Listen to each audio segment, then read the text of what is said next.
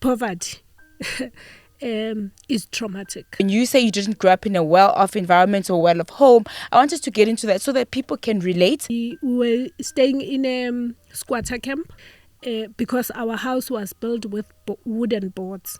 So it was not a proper structure. And we had no water. Water was only available at 2 a.m. I prayed to say, God, if you give me one more chance to go back, I promise I will make use of it.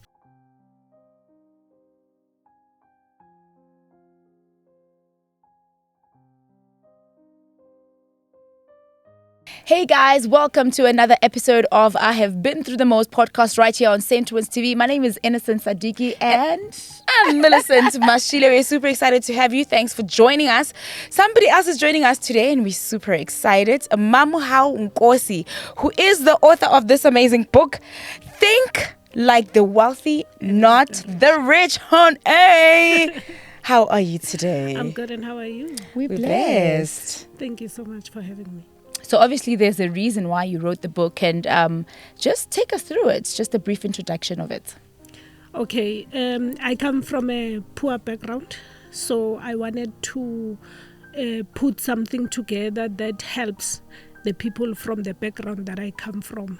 Okay. Now you spoke about where you come from, right? And that, your background obviously informed how you got to this conclusion. But I want us to firstly go back. You know, when you say you didn't grow up in a well-off environment or well-off home, I want us to get into that so that people can relate. And of course, you have the solutions on how to come out of that because you did speak about mindset. But take us through what it was like growing up as Mamohau. Vusita Megwayo said that poverty is traumatic. So for me, that was a bit traumatic. So the biggest pain for us when we were growing up is the actual structure that we were living in. We were staying in a squatter camp, but the bad thing about it is the fact that because our house was built with wooden boards, so it was not a proper structure. So whenever it rained, we would have to sort of wake up if it is at night so that we allow for water to come through because there was no way of stopping the water. And we would go outside and get bricks to walk on. So as a result, it was just a very uncomfortable environment, especially if it rained when it cold. So it was traumatic, I must say. And also I remember when I was studying, I was lucky enough to get an opportunity to study. I'll get into that just now. When I came home to visit, I found that actually because they are sacrificing for me to go to school, they were eating like pap and cabbage, and that's all that was available for them. So it sort of hit me and made me realize how much of a sacrifice my family is making for me to be able to go to school. So It was dire poverty. When I was, I think, about 15, 16, I had a friend. When I went to visit her, she had her room and she had a carpet flooring, and I couldn't believe that. She had her own space and it was nice. And then I realized that something is not right with the way I grew up. Even though you could say I had to have some kind of a room or a corner because I was the only girl. But the fact that it was just not properly livable because of those situations I spoke about, it made it, a lot uncomfortable. So that's when I started being determined to study hard and want to, get out of that environment. How many were you staying in that home that was made from the wooden planks, like you said? Okay, so it was a whole family, my mom, my dad, and my two younger siblings, and I was the oldest. So it consists of, once we come back from school, we would have to make fire with we had those small stoves. We had to make fire, and we had no water. So there was a section a little bit further where water was only available at 2 a.m. So we would sleep, and then at 2 we would have to wake up and get drums to go and get the water. My brother and I were the ones who would go get the water and then come back. And then that's the water that we were going to use. Why was the water available only at 2 a.m.? I don't know. I think perhaps the services were not brought in that area yet. Okay. So I think that must have been the reason. But yeah, it was a bit hectic. We sort of got used to knowing that 2 o'clock we're waking up, we're going to get water at this other section. Yeah. And then you come back and you go back to bed. You have to try and get back to bed because tomorrow morning you have to go to school. Okay. Yeah, talking about schooling, you are quite an academic and you are very determined to get through school.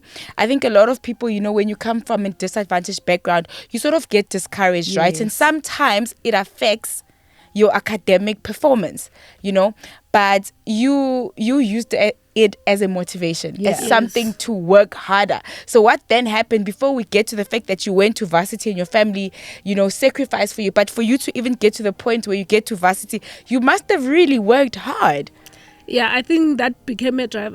Somehow I was able to believe that through school and being successful there is going to help take me out of that environment. And of course, we grew up with our parents drumming it into our heads that if you want to get out of here, education school is the only way that can help you.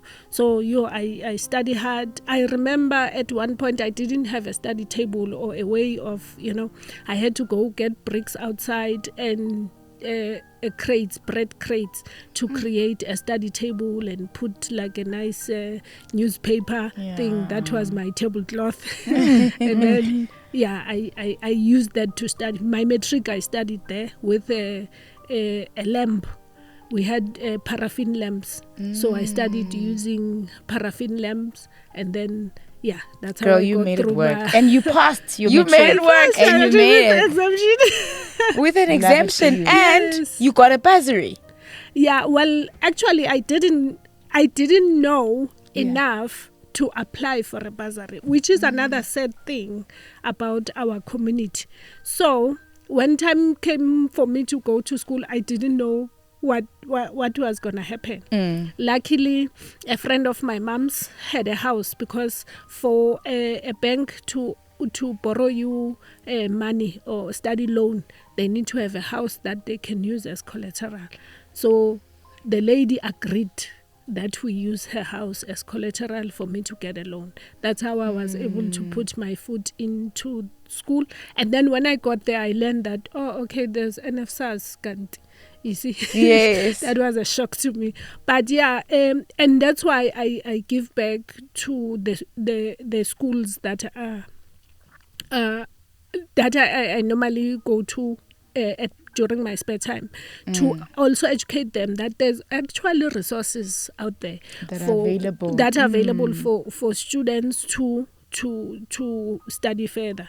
So that also became my drive to wanna educate the people that comes behind me. That is the reason why I go back to the township schools, where I sort of teach them how to apply, how to or actually give them information when there's when we're sharing, to say there's a bursary here, then make it available to them. Love that. Because some of them, because of the poverty environment, they don't have computers, they don't have this, they don't have that. So we also assist sometimes with that. Yeah. So that's awesome. Well done for that. Love firstly. Just going back to your school. So you get this loan, you get to school, you are coming from a different background than the other kids. You don't have probably as much money as they do for buying food. How was it being a student? Did things change a bit? Or did you still experience some bit of, I can't afford this, I can't get this, I can't get this. The clothes, the food, the lifestyle, it's the cell phones, it's the laptops. How did you fit into this new environment, and how was it for you? Well, I studied a long time ago, so cell phones and laptops take it out. So there's no such, because university these days is levels as well, right? Tablets and everything, No, there were a lot of us actually who were poor, so I sort of felt a bit like I was fitting in, and as a result, unfortunately, I failed at some point. Yeah. Wait, so your family's so excited? Just this one is gonna save us. Yes. We are literally putting all our coins to make sure you save us from poverty. And then I felt like I speak about this journey in my book, and how from that failing. Yes. And losing focus, and then going back to that poverty again. That again reminded me why I was there in the first place. Okay, so, let's wait. Okay, before get there. Yes. So why did you fail? So you spoke about losing focus. So what were you focused on that made you fail? I was playing volleyball a lot. So it's sports. Love it for you, girl. Love the sports part. But were you that excited for volleyball? Besides, we never really were exposed to facilities, most like sports.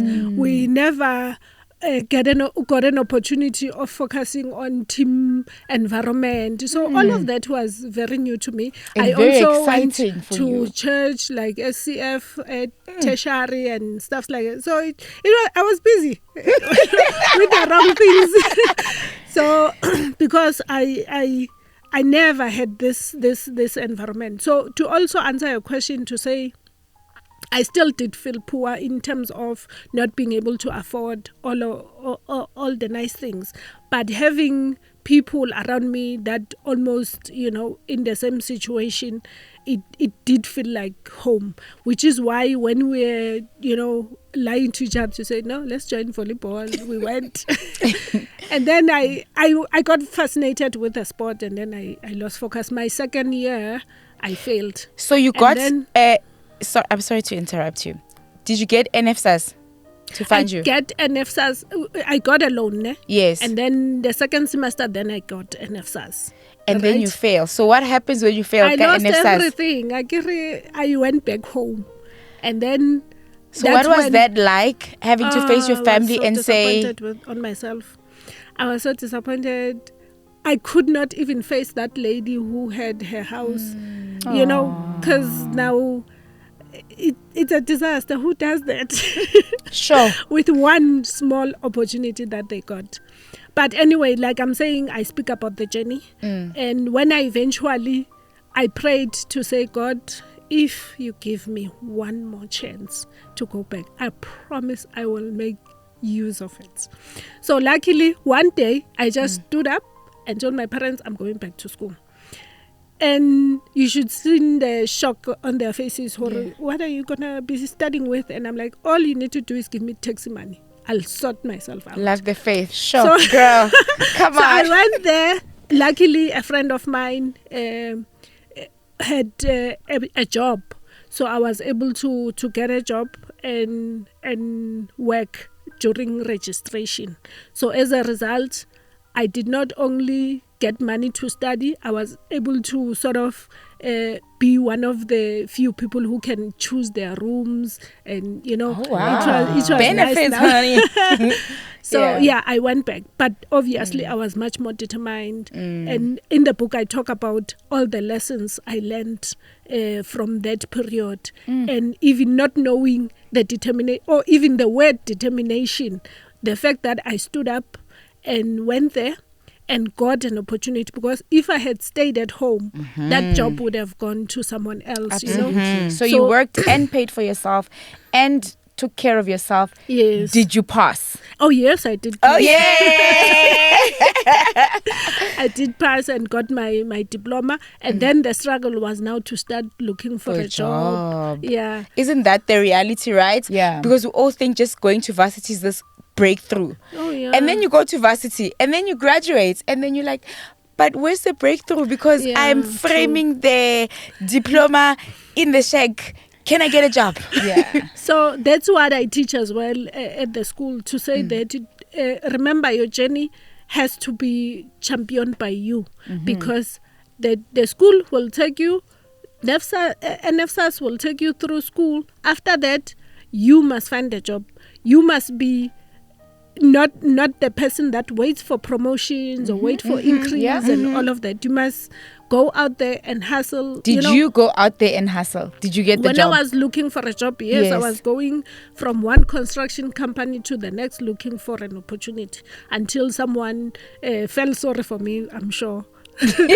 And then took me in, and then that's when I got my experience. Because another thing with a diploma, you don't get to graduate unless you get a year's experience, the adequate experience. Yeah. So I got my experience, then I graduated, and that was the best time for my family.